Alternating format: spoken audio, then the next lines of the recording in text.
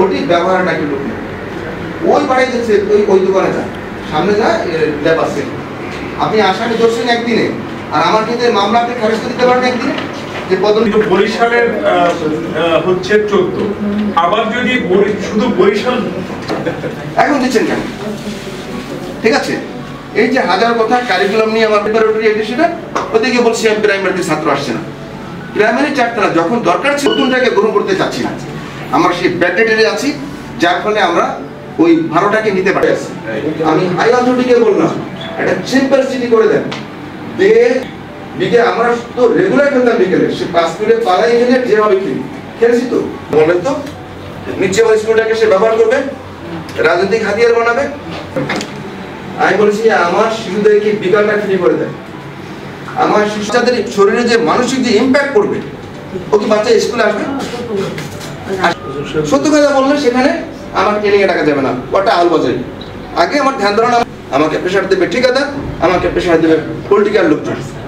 সিমডি কথা বলি, এই তিনি রিটায়ার্ডের 3 লাগে বিদেশ থেকে আসছেন, এই টাকাটা কার টাকা?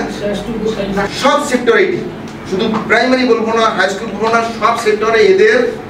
বাংলাদেশটাকে যদি আমরা উন্নত দেশ হিসাবে তৈরি করতে চাই, তাহলে শিক্ষার দিকে বেশি জোর দিতে হবে। শুধু ভৌতিক সুযোগ সুবিধা বাড়িয়ে তো দেশ উন্নয়ন করা যাবে না, শিক্ষা খাতের দিকে বেশি জোর দিতে হবে। আর শিক্ষা খাতটাকে সম্মানের সহিত দেখে এখানে বাজেটটাকে বৃদ্ধি করতে হবে।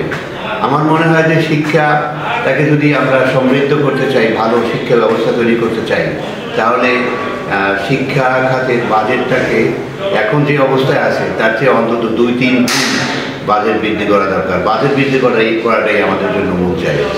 কুদরতি কোথায় শিক্ষা কমিশন ছিল 74 সালে, আমি যদি 24 সালে আসে বলি যে ওইটাকে বাস্তবায়ন করতে হবে, হবে না তো। 5 পর্যন্ত থাকার সমস্যা কি? আমার ইন্টারমিডিয়েট পর্যন্ত বা 8 পর্যন্ত প্রাথমিকে থাকতে হবে কেন? তাহলে স্ট্রাকচার ভেঙে গেল না? আপনি যদি এই যে মল্লিকা কলেজ আর স্কুল করছিল, ঠিকছে, বিএম স্কুল কলেজ আর স্কুল করছে, ঠিকছে, কেন টিকে না? সরস্বতী ঠিকছে, একটা টিকছে মাত্র কাশীপুর, সেটি একটু রিজনের বাইরে ছিল, ওই কারণে সে টিকে গেছে, আর সব বন্ধ হয়ে গেছে। এটা সম্ভব না। আপনার প্রাইমারি টিচার হুট করে কি হাই স্কুল পড়াতে পারবে? আমার কিছু 8 পর্যন্ত খোলা হয়েছে, মাত্র একটা চালু আছে, আর সব বন্ধ। প্রাইমারি কেন 8 পর্যন্ত পড়াবে? তাকে কি ইনস্টিটিউট দিচ্ছি? প্রাইমারি টিচার যদি হাই স্কুলে 6, 7, 8 পড়ায়, তাকে আমার বাড়তি স্যালারি দিতে হবে না? সে কেন পড়াবে? সে যখন দেখছে আমার কষ্ট, আমার 18 পড়া লাগতেছে, সে আলটিমেটলি আস্তে আস্তে ছাত্র তুই ভর্তি হইস না 8 পর্যন্ত পড়ালেখা শেষ।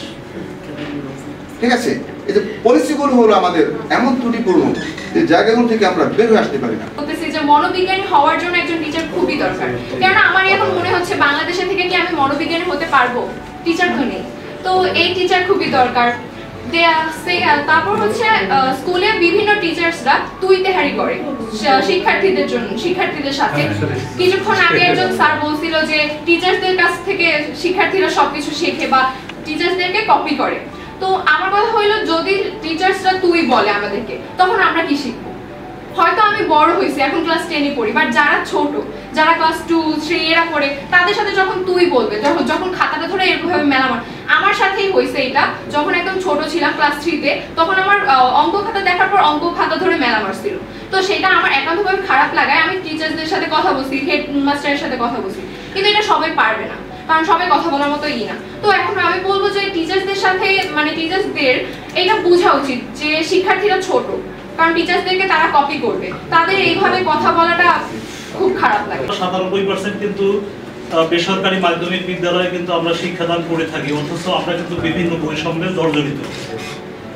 অর্থাৎ আমি আরো পাশাপাশি একটু উল্লেখ করতে চাই, সরকারি যে স্কুলগুলোতে যারা পড়ে তারা কিন্তু একটু ধনী পরিবারের সন্তানরাই পড়ে, কিন্তু তাদেরকে কিন্তু বেতন দিতে হয় না।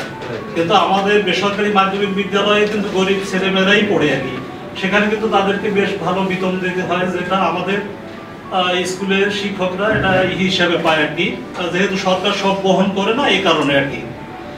তাহলে আমি মনে করি এটি যদি বৈষম্যটা যদি দূরীভূত হইতো, তাইলে কিন্তু অর্থাৎ রুট লেভেলে কিন্তু অর্থাৎ গরিব যারা অভিভাবক তাদের জন্য এটা উপকার হতো, এবং শিক্ষকরাও কিন্তু বৈষম্য থেকে মুক্তি পেত। আমি সর্বোপরি এইটাই বলবো যে এই বৈষম্যটা নিরসন হওয়া উচিত। এই যে আমার এক স্টুডেন্ট বলেছে যে টিচাররা মানে ইয়ে করে, কিন্তু আমাদেরও কিন্তু দোষ আছে।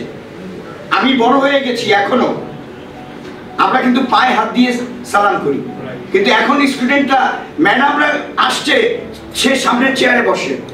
কোনো এক মিটিংয়ে আমি গিয়েছি, এত ভালো খারাপ লেগেছে আমার স্টুডেন্ট, জানেন আপনার স্টুডেন্ট, ম্যাডাম পিছনে বসছে, ও একবার বলে না যে ম্যাডাম আপনি সামনে যান। আজকে জামিল স্যার ম্যাডামকে বারবার বলেছে আসেন আপনি, চেয়ার ছেড়ে দিচ্ছে, আমরা চেয়ার ছেড়ে দিই, কিন্তু এখনকার স্টুডেন্টরা কিন্তু চেয়ার কোথায় গলদ, এই গলদটাকে বের করতে হবে।